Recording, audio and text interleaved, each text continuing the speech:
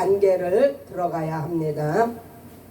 예수께서 우리에게 주시는 하나님께서 우리에게 주시는 사랑은 영생이며 하늘이다. 네, 아들을 주심으로 네, 성령을 보내심으로 말미암아 우리에게 영생이 임했고 하늘나라의 네, 그 상속자가 되었습니다. 영생은 아버지의 뜻이며 경륜이다. 아들을 보게 하셨고 믿는 자마다 영생을 얻게 하셨습니다. 모든 사람은 영생을 원했지만 그것을 어떻게 얻는지를 알지 못합니다. 영생은 하나님의 선물이며 하나님이십니다. 그러므로 영생은 유일하신 하나님과 아들을 아는 것이라고 증거하고 있습니다. 우리가 예수 안에 예수께서 우리 안에 거하시는 것이 영생이며 진리입니다. 진리를 알지니 진리가 너희를 자유케 하리라 하신 말씀은 하나님만이 죄와 사망과 마귀로부터 우리 영혼을 구원하시며 네, 천국으로 인도하십니다.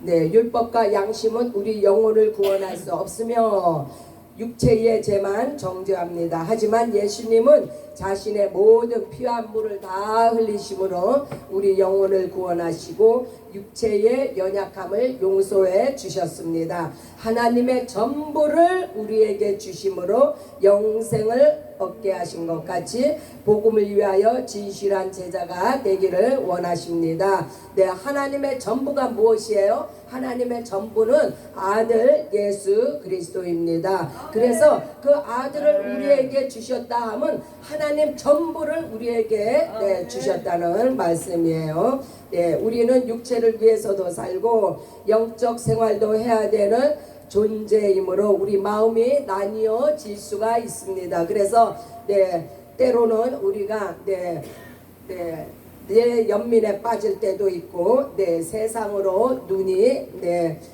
나뉘어질 때도 있습니다. 두 마음을 품는 자는 응답을 받지 못하는 것 같이 복음을 위해 모든 것을 오직 하나님 앞에 올인하시기 바랍니다. 오히려 이 땅에 필요한 것들은 하나님께서 돌보시며 공급하신다는 이것이 바로 믿음이에요. 네, 하나님께서 나는 하나님의 일을 하고 하나님은 우리의 일을 하십니다. 그래서 타협을 하는 자에게는 결코 어떠한 응답도 기대를 할 수가 없습니다. 하나님께 우리의 온전함을 드리면 하나님은 또한 우리의 모든 연약한 부분을 돌보시고 책임을 져 주십니다. 예수께서 자신의 전부를 들여 우리에게 생명을 주신 것 같이 생명을 위해 우리의 삶을 전부 하나님께 맡길 때 우리는 열매를 기도할 수 있게 됩니다. 하나님께 고백합니다. 나의 목숨을 하나님께 드리기를 원하나이다. 이 땅의 것을 초월하여 영적 생명을 위해 성령 충만함을 받기를 원합니다. 우리의 삶을 전부 하나님께 맡긴다. 우리 아버지 밥상교회가 지금 이러한 훈련을 하고 있는 거예요. 그래서 우리는 날마다 우리는 고백하죠. We are 1000 미셔너리. 이게 바로 우리의 전부를 하나님께 드린다는 이거 고백을요. 우리가 날마다 이렇게 합창하는 것은 날마다 결단하고 다지는 거예요. 왜요? 우리는 바깥에 세상 밖으로 나가면 날마다 흔들리거든요. 그래서 날마다 이렇게 예배를 통해서 우리가 온전히 주님 앞에 속한 자임을 우리가 날마다 입술로 고백하며 우리의 마음을 하나님께 드립니다.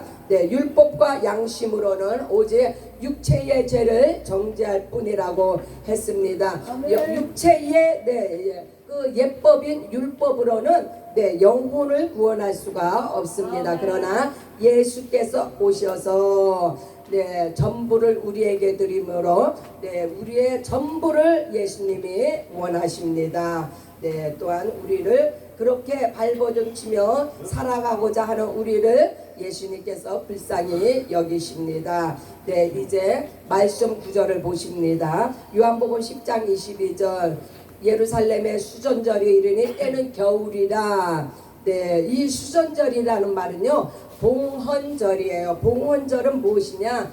네, 하나님 앞에 올려드리는 거. 네, 그래서 예수님께서 네, 선한 목자로 네, 하나님 앞에 목숨을 드리시면서 양떼들을 네, 돌보셨습니다. 로마서 네, 첫 번째 단어는 네, 예수님의 봉헌. 로마서 8장 32절 자기 아들을 아끼지 아니하시고 우리 모든 사람을 위해서 내어주시니까 어찌 그 아들과 함께 모든 것을 우리에게 주시지 않겠느냐. 네, 이 봉헌은요 하나님이 먼저 실천을 하셨어요. 하나님 전부를 먼저 우리에게 드리시고 네 그렇게 네 하나님의 전부가 되는 아들을 주셨는데 그 위에 네 무엇인들 우리에게 주시지 않겠느냐. 너희는 나에게 올인하라는 하나님의 명령입니다. 네, 요한복음 17장 3절입니다. 영생은 곧 유일하신 참 하나님과 그의 보내신 자 예수 그리스도를 아는 것. 네, 그래서 이 영생이라 하면 네. 예수 그리스도를 아는 것이라 하면 내 아들을 내 우리에게 주셨다는 말씀이에요. 이 영생을 위해서 우리의 삶을 주님 앞에 드립니다. 네, 영생을 받은 자, 성령으로 충만한 자는 내 자신을 하나님 앞에 올려드립니다. 요한복음 19장 34절. 네.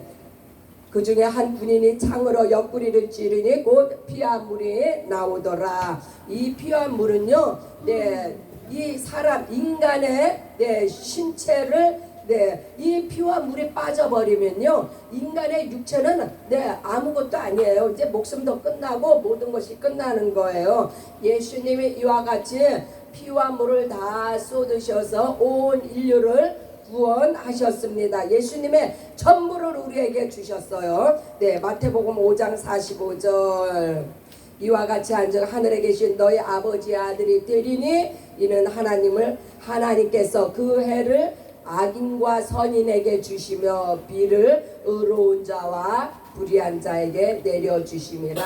네, 네, 하나님께서 세상을 이처럼 사랑하사 네, 아들을 주시기 전에는요, 이 사랑의 증표가 뭐냐면요, 하늘의 해와 또 네, 비를 우리에게 내리심으로 우리가 네, 이 땅에서 살아갈 수 있도록 그렇게 하나님께서 우리의 모든 인간이 살아가는데 필요한 모든 것을 하나님께서 공급하신 거예요. 그러나 마지막 날에 하나님께서 우리의 영혼조차 이제 구원하시기 위해서 아들을 보내셨음을 네, 우리가 볼 수가 있습니다. 그래서 하나님은 네, 어느 한 지파, 어느 한 영혼, 어느 한 나라에 국한된 하나님이 아니시고 온 인류의 하나님이시오. 온 세상의 모든 영혼들을 다 구원하시기 위해서 아들을 이 땅에 보내셨습니다.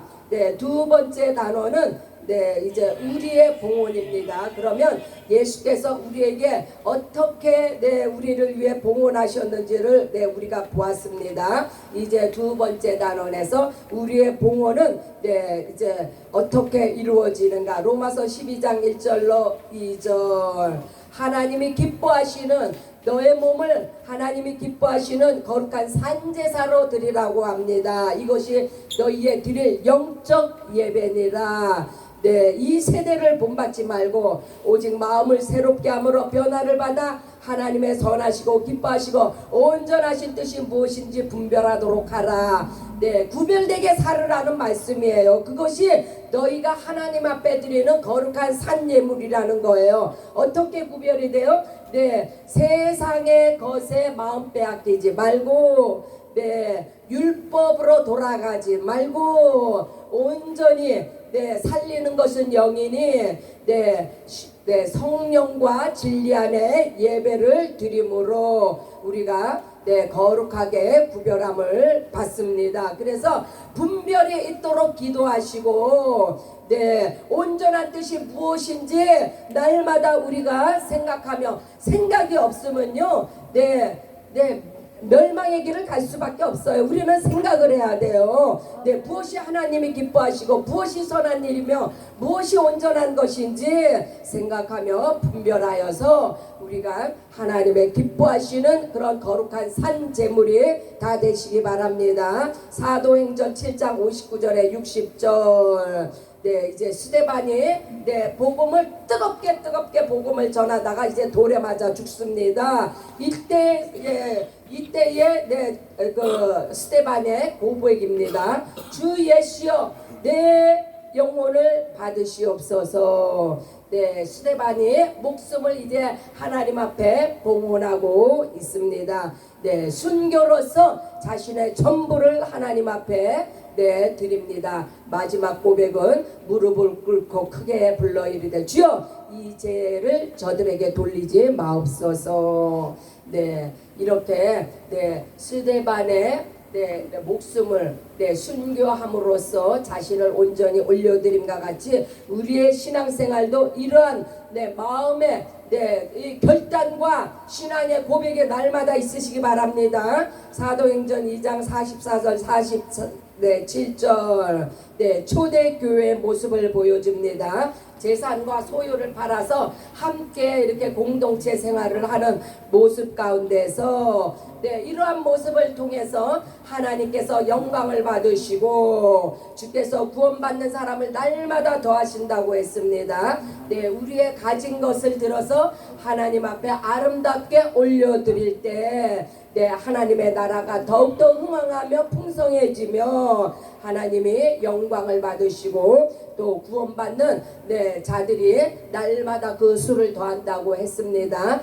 교회의 부흥은요 이와 같이 먼저 은혜 받은 자들이 먼저 하나님의 말씀에 순종함으로 하나님께서 그 수를 날마다 더하게 하십니다. 마지막 절 히브리서입니다. 11장 24절로 26절.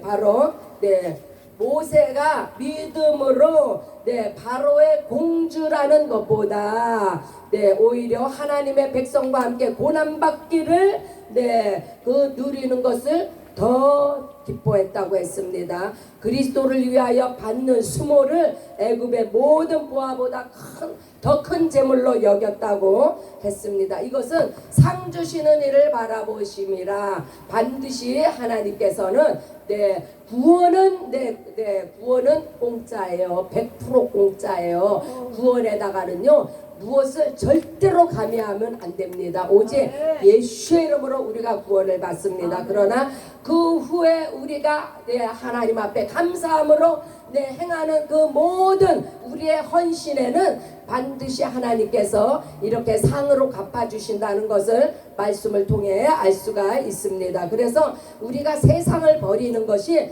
결코 이것이 무익한 것이 아니에요. 반드시 하나님께서 하나님은 계수하시는 하나님, 다 지켜보고 계시는 하나님, 하나님께서는 오늘도 우리의 행동을 바라보시는 하나님이십니다. 그래서 누가복음 13절에 너희가 모든 것을 버리지 아니하면 나의 제자가 되지 못하리라. 제자의 조건, 나를 부인하고 나의 모든 것을 버리는 것이 바로 제자의 첫 번째 조건입니다. 우리는 모두가 다 예수 그리스도의 제자입니다. 제자로 부름을 받았습니다. 할렐루야. 그래서 먼저 하나님께서 우리를 위하여 봉헌하셨는데 아들을 보내심으로 성령을 우리에게 부어주심으로 우리에게 봉헌의 보를 보여주시고 아들은 또한 자기의 피와 살을 피와 물을 다 쏟으심으로 우리에게 친히 자기 몸을 들여서 봉헌을 하셨습니다. 이제 우리의 차례입니다. 주님 앞에 설 때까지, 주님을 만날 때까지 우리의 봉헌이 어떠해야 됨을 오늘 말씀을 통해서 배웠습니다. 날마다 말씀으로 승리하시는 저와 여러분들이 되시기를 예수님의 이름으로 축복합니다. 할렐루야.